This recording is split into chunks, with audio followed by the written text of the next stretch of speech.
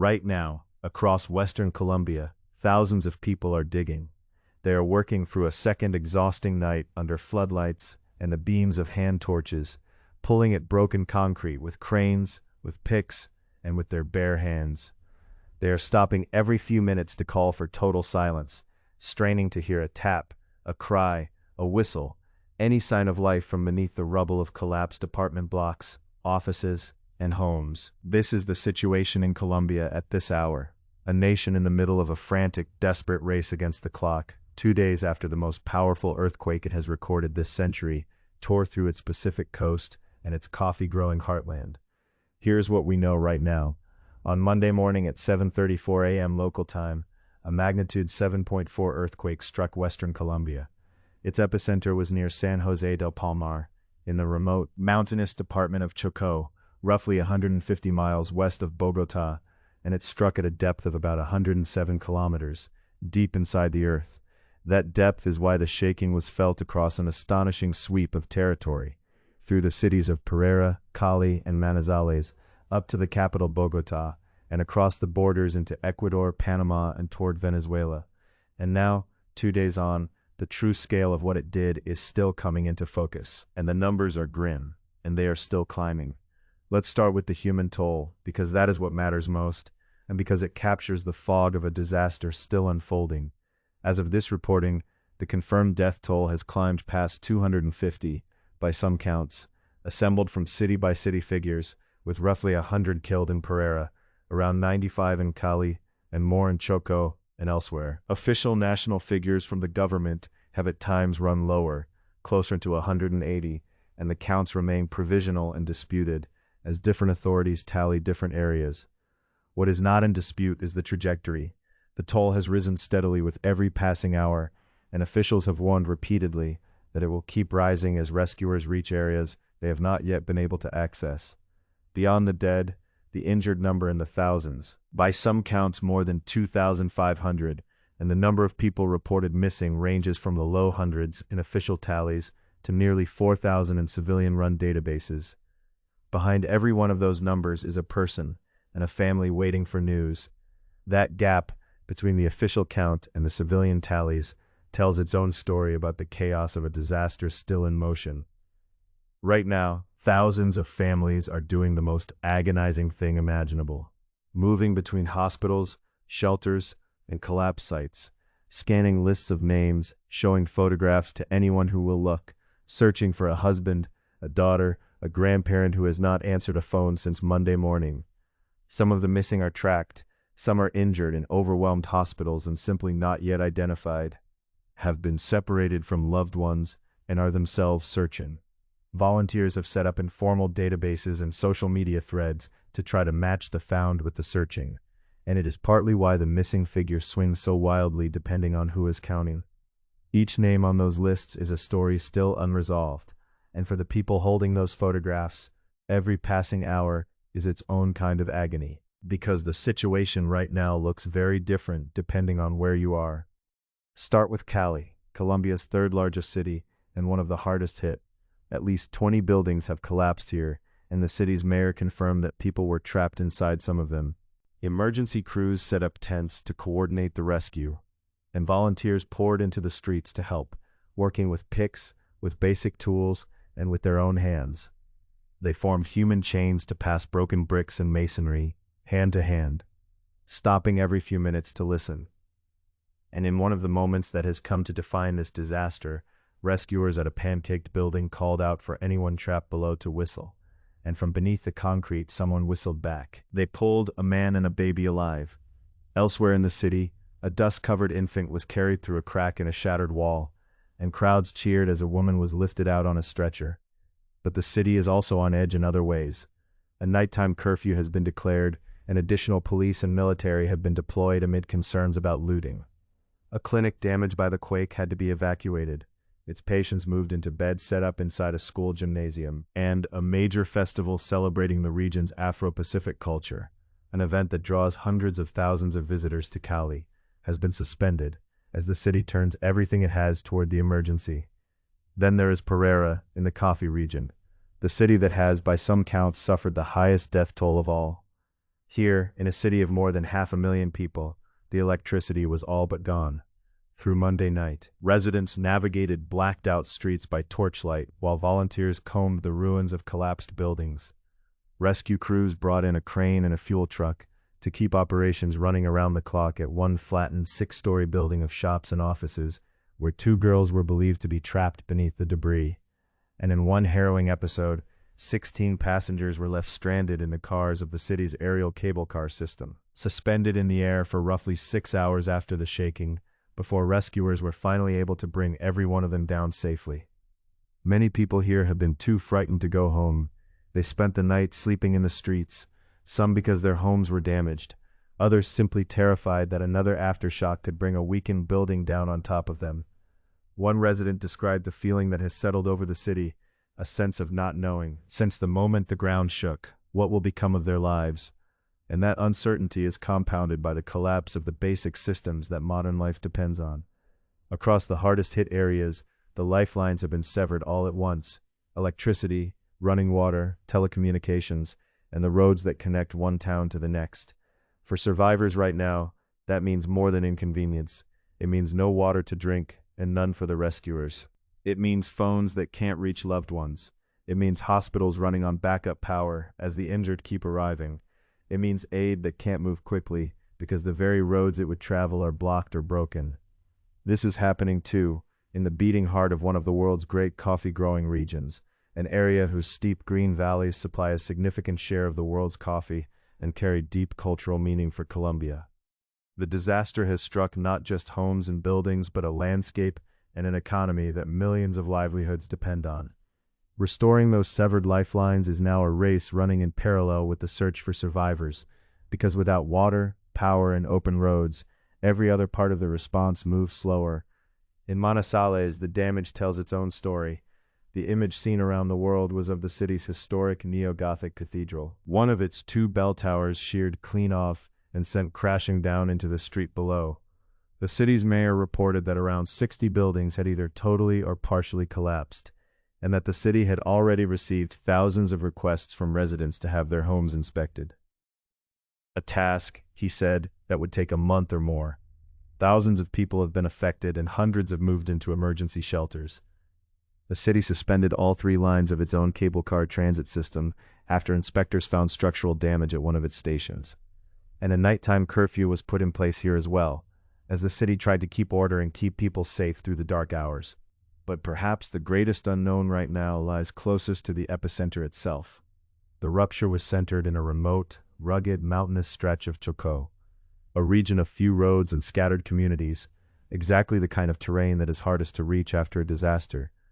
As of this reporting, rescuers had struggled to even get into the areas nearest the epicenter, and the full extent of the damage there remained unclear. In a district near the epicenter, residents were left without water and without electricity a day after the tremor, dealing with structural damage and cut off from help. And that is the sobering reality behind the rising death toll. The places that were hit hardest may well be the places we have heard the least from, simply because no one has been able to reach them yet. When they do, the numbers are expected to climb. Reaching them is its own enormous challenge. In this kind of terrain, steep, forested, threaded by a handful of winding roads that landslides can sever in an instant. The usual tools of a rapid response run into a wall. Ground convoys can be stopped cold by a single blocked pass. Helicopters become one of the only ways in, but they are limited, weather-dependent, and can only carry so much. Every hour that a remote community stays cut off is an hour its injured go without care, and its trapped go without rescue. It is a grim pattern seen in mountain disasters the world over. The first pictures come from the accessible cities, while the fate of the isolated villages closest to the rupture remains a question mark for days. Officials have been open about this, warning that as teams finally break through to those areas, the country should brace for the toll to rise, perhaps sharply. The silence from the epicenter is not reassurance. It is the part of this disaster still waiting to be uncovered. This is why the next hours are so critical. Rescue workers know that in the aftermath of a building collapse, they are racing against a brutal biological clock. Aid agencies generally consider the first 48 to 72 hours the most crucial window for finding survivors alive. though that window can extend if trapped people have access to air, water, and space. That is why teams are working without stopping, through the night listening for the faintest sound. And in Colombia, ordinary citizens have thrown themselves into that effort, bringing food and supplies, forming makeshift rescue crews, digging alongside the firefighters. The small victories when they come, a baby lifted from the rubble, a family reunited, send a jolt of hope through crowds desperate for good news. What has stood out in these first 2 days is how much of the rescue has been carried out by ordinary people. Long before every official team could arrive, neighbors were already climbing onto the rubble with picks, shovels, and bare hands, organizing themselves into human chains, pooling food and water, and doing the exhausting, dangerous work of digging for the people trapped beneath their own streets. That civilian response has been, by many accounts, one of the defining features of this disaster, a community refusing to wait, refusing to look away. But it comes at a cost. The rescuers, professional and volunteer alike, are running on adrenaline and little sleep, and many are digging through the wreckage of their own neighborhoods, pulling at concrete that may be hiding people they know. The emotional weight of that work is enormous. The hope with every silence broken by a tap from below, and the anguish when a search ends without the outcome everyone prayed for. They keep going anyway, hour after hour, because they understand better than anyone that time is the one thing the people trapped below do not have. But that same race is being run under a shadow, because the ground has not fully settled. In the hours after the main shock, more than 20 aftershocks rattled the region, the strongest reaching magnitude 5.0, itself a significant earthquake. And aftershocks are not a minor footnote here. They are a genuine second danger. A building left cracked and weakened by the main quake can be brought down entirely by a strong aftershock, sometimes onto the very rescuers working to reach people inside it. That threat hangs over every rescue operation, and it is a large part of why so many residents are refusing to sleep indoors. The scale of this has strained the entire country. Colombia's president, in office for only a matter of days when the disaster struck, declared a national state of emergency to unlock the full machinery of the government's response, and traveled to the affected regions, including Chocó and Cali. He has confirmed the toll of the injured, and promised rental subsidies to help people whose homes have been damaged or destroyed. Hospitals in 5 cities were placed on red alert.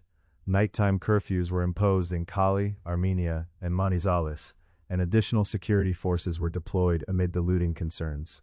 Airports across the west, in Pereira, Manizales, Quibdó, Armenia, Cartago, and Buenaventura, were shut down so engineers could inspect runways and terminals for damage. And beyond Colombia's borders, help has begun to move. The United States said it stood ready to support the Colombian people, and humanitarian organizations began mobilizing aid toward the disaster zone. For a government only days old, this is a trial by fire. A brand new administration has been thrown almost immediately into coordinating a sprawling emergency across difficult terrain and multiple cities at once. A test not of buildings, but of institutions, of a state's ability to reach its people when everything is broken at the same time. Officials have been issuing a steady stream of urgent guidance to residents. Stay out of visibly damaged buildings, which aftershocks could bring down. Register with local firefighters and authorities to be eligible for the emergency housing subsidies being offered. Heed the nighttime curfews put in place to keep order and keep people out of danger after dark. The curfews and the added security presence also reflect a hard reality of disasters. The fear of looting and disorder amid the chaos which authorities have moved to get ahead of. It is a delicate balance, mobilizing rescue, restoring services, sheltering the displaced, maintaining order, and managing a frightened, grieving population all at once in the glare of a watching world. How well any government meets a moment like this becomes in the end part of the story of the disaster itself. Amid all of this, one question keeps coming up. How could a single earthquake do this across so vast an area? And why, given its enormous magnitude, did it not flatten these cities entirely? The answer comes down to that one number, the depth. This was not a shallow quake in the upper crust, like the ones that usually devastate cities. It ruptured more than 100 kilometers down, inside the slab of the Nazca plate, the great sheet of ocean floor that is slowly diving beneath South America. The same process that built the Andes. An earthquake from that depth sends its energy through an enormous volume of rock before it reaches the surface. so it is felt across huge distances, which is why 4 countries felt it, but its force is spread thin, rather than concentrated in one place. That depth is almost certainly why a magnitude 7.4, which would be apocalyptic at shallow depth beneath a city, did not level these cities to the ground. It is a crucial distinction. Magnitude measures the energy released at the source, but what you actually feel depends on depth, on distance, and on the ground beneath your feet. And the ground here matters. Colombia's coffee region is a landscape of steep Andean valleys, where soft soils can trap and amplify shaking, and where older and more vulnerable buildings are common, which is why the destruction, though spread thin by the depth, was still enough to bring down cathedrals, hospitals, and homes. It is a region that knows this pain. In 1999, a shallower but far closer earthquake devastated this same coffee heartland, killing more than 1,000 people, most of them in the city of Armenia. That memory has surged back for everyone living through this now. So what happens next, right now? In the immediate term, the search continues, and the death toll is expected to keep rising as crews finally reach the cut-off communities near the epicenter. The thousands of people reported missing must be accounted for.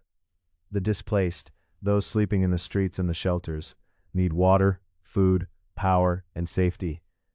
The aftershocks will keep coming, gradually fading, but still dangerous. And then begins the long, slow, painful work of recovery, clearing the rubble, assessing tens of thousands of damaged homes, rebuilding what was lost, and grieving those who cannot be brought back. It is a road this region has walked before, and it is a road it now walks again. For the moment, though, everything is focused on the next hour and the one after that, on the people still trapped beneath the concrete, and the crews who have not stopped digging to reach them. That is what is happening in Colombia right now, a country in the grip of a disaster, holding its breath, and refusing to give up on the ones still buried in the dark. We'll keep following this as it develops. If you have family or friends in Pereira, in Cali, in Manizales, or anywhere across the affected region, share what you're seeing and hearing in the comments. This community is following it closely, and our thoughts are with everyone caught up in this. If you want to stay updated as the situation unfolds and understand the forces behind it, make sure you're subscribed and have notifications on. Stay aware, stay safe, and take care of one another.